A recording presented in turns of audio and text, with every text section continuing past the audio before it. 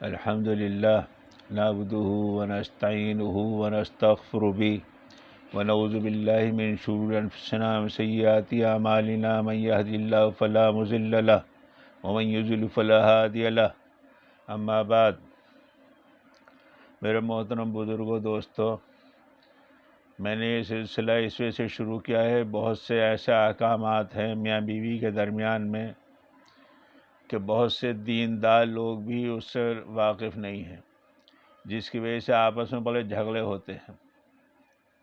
جیسے میں نے پہلے بھی شاید عرض کیا اس بات کو کہ ایک بہت دیندار ہمارے ساتھی بہت دین کی دعوت کے کام میں لگے ہوئے، لیکن 6 مہینے سے بیوی سے بات چیت نہیں تھی ان کی۔ میں نے جب پوچھا تو بولے وہ ہماری ماں کی خدمت نہیں کرتی اور ہمارا حکم ماننا اس کے اوپر فرض ہے۔ میں نے ان سے کہا آپ کی بیوی کے اوپر آپ کی ماں کی خدمت نہیں ہے، یہ بات ذہن کے اندر رہ چاہیے۔ پہلے بھی میں اس بات کو کہہ چکا ہوں کہ بیوی کی خدمت آپ کی ماں کی خدمت بیوی کے اوپر نہیں ہے نا، یہ بات ذہن میں رہے۔ اگر ایسے گھر سے لڑکی آئی ہے جس کا گھر میں نوکر چاکر ہیں اور وہ اس کے گھر پر اس نے کھانا بھی نہیں پکایا تو آپ کو یہاں پر بھی خادم کا نوکر کا انتظام کرنا پڑے گا کھانا بنانے کے لیے۔ لیکن اگر ایسے گھر سے لڑکی آئی ہے جو کھانا وغیرہ بناتی تھی اپنے گھر پر تو آپ کے گھر پہ بھی بنائے گی وہ۔ لیکن اس سے بڑی غلط فہمیاں یہ ہوتی ہے، اصل میں ایسا ہے، انہوں نے سنا الرجال قوامون علی النساء، مرد جو ہے عورتوں پر طاقتور ہے، مرد جو ہے حکمراں ہیں۔ تو حکمران کا مطلب یہ نہیں ہے کہ بیوی کے ساتھ بھی آپ حکمران نکل لگے، بیوی کے ساتھ ایک دوستی کا معاملہ بھی ہے، ایک ناز برداری کا معاملہ بھی ہے۔ رسول اللہ علیہ وسلم کی پوری زندگی جو ہے وَلَكُمْ فِي رسول اللہ اسوۃ حسنہ، اور رسول اللہ علیہ وسلم کی پوری زندگی جو ہے ہمارے اسوہ حسنہ ہے۔ آپ کی زندگی میں دیکھ لیجئے بیویوں کے بعض مرتبہ ناز بھی برداشت کیا کرتے تھے حضور صلی اللہ علیہ وسلم، اور کس طرح برداشت کیا کرتے تھے۔ ایک مرتبہ حضرت عائشہ رضی اللہ عنہا سے فرمایا رسول اللہ صلی اللہ علیہ وسلم نے، عائشہ جب تم مجھ سے ناراض ہوتی ہو تب بھی مجھے معلوم ہو جاتا ہے، جب تم مجھ سے راضی ہوتی ہو تب بھی معلوم ہو جاتا۔ حضرت عائشہ بولی وہ کیسے؟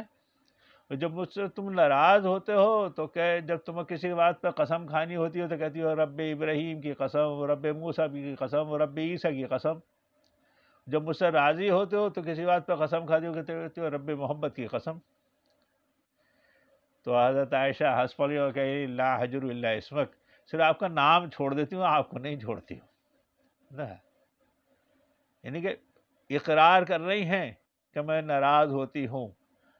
کوئی امتی دنیا کا اگر یہ کہہ دے میں حضور سے ناراض ہوں تو اس کا ایمان چلا جائے گا، لیکن وہ بیوی کا معاملہ تھا، اس میں ناز برداری کا معاملہ ہے۔ ایک جگہ نہیں، کئی جگہ بہت سی چیزیں اس طرح کی آتی ہیں کہ حضور صلی اللہ علیہ وسلم اپنی بیویوں کو ناز بھی برداشت کیا کرتے تھے، یہ کیونکہ ہمیں اور آپ کو سب کو سکھایا ہی ہے۔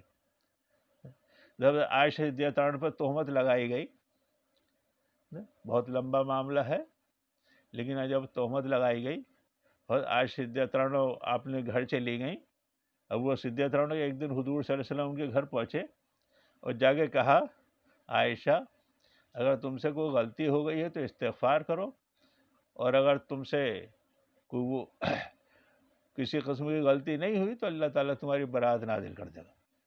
یہ جملہ سن کر کہ اگر تم سے کوئی غلطی ہو گئی ہو تو تم اللہ سے توبہ استغفار کرو، گویا کہ حضور کو بھی کوئی شک ہے اس میں، وہ بہت تکلیف میں مبتلا ہو گئیں اور رونے لگیں، لیکن تھوڑی دیر بعد اللہ تعالیٰ نے ان کی برات نازل فرما دی اور کچھ آیتیں اتار آئیں۔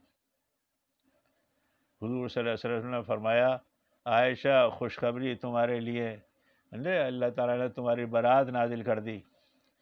حضرت عائشہ کی ماں نے کہا جاؤ حضور کو جا کے سلام کرو۔ انہوں نے نہیں، میں انہیں سلام نہیں کروں گی، میں اپنے اللہ کا شکر ادا کروں گی، میرے اللہ نے برات نازل کی، انہوں نے تو شک کر لیا تھا میرے اوپر۔ آپ غور کریں، کوئی امتی اگر اس طرح کہہ دے تو اس کا ایمان چلا جائے گا۔ میاں بیوی کا تعلق ناز برداری کا ہے، ناز برداری کا ہے۔ اجل میں ہم ان چیزوں کو سمجھتے نہیں، یہ چیزیں ہمارے سامنے آتے نہیں، اس نے سمجھ لینا مرد طاقتور ہے، رجل قوام النساء، اور ہم وہ عورتوں کی اس طرح کی چیزیں سمجھتے ہیں کہ گھر میں جن چیزوں میں ناز برداری نہیں ہونی چاہیے، خاص کر احکامات ہوں، دین کے احکامات ہوں، دین کی باتیں ہوں، اس کے اوپر کسی قسم کی رعایت کی گنجائش نہیں ہے۔ حد یہ ہے کہ حضور صلی اللہ علیہ وسلم نے ایک مرتبہ ایک عورت کا ہاتھ کاٹنے کا حکم دیا، اس اتفاق سے اس کا نام بھی فاطمہ مخزومیہ تھا، قبیلہ مخزوم کی فاطمہ نام تھا۔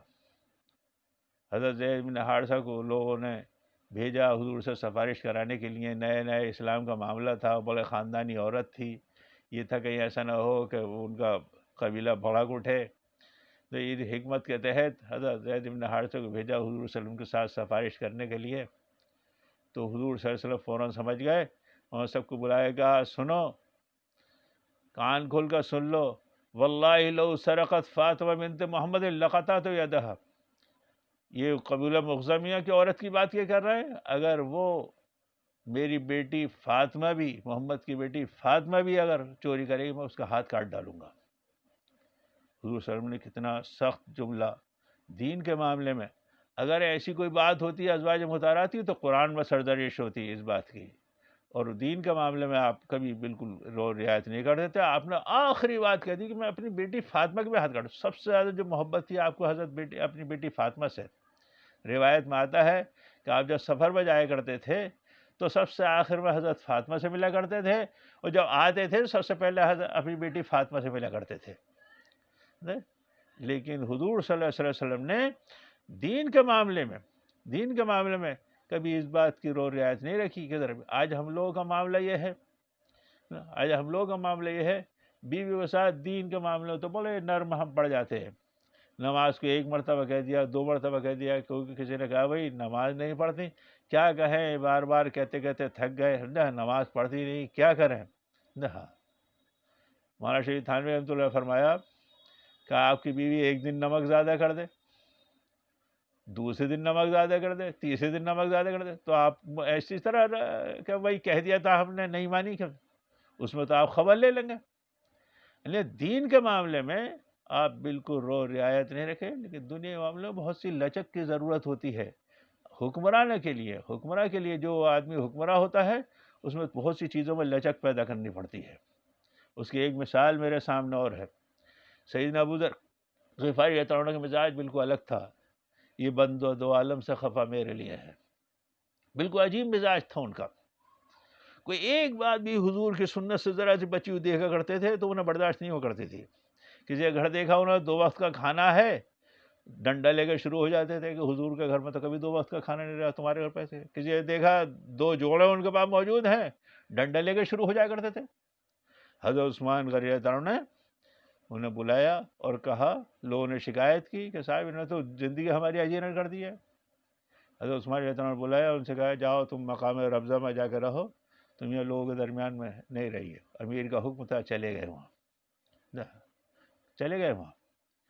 حضرت عثمان رضی اللہ عنہ چونکہ صاحب ثروت تھے، پیسے والے تھے، انہوں نے اچھا کھانا پینے کو شریعت منع نہیں کرتی، شریعت منع نہیں کرتی۔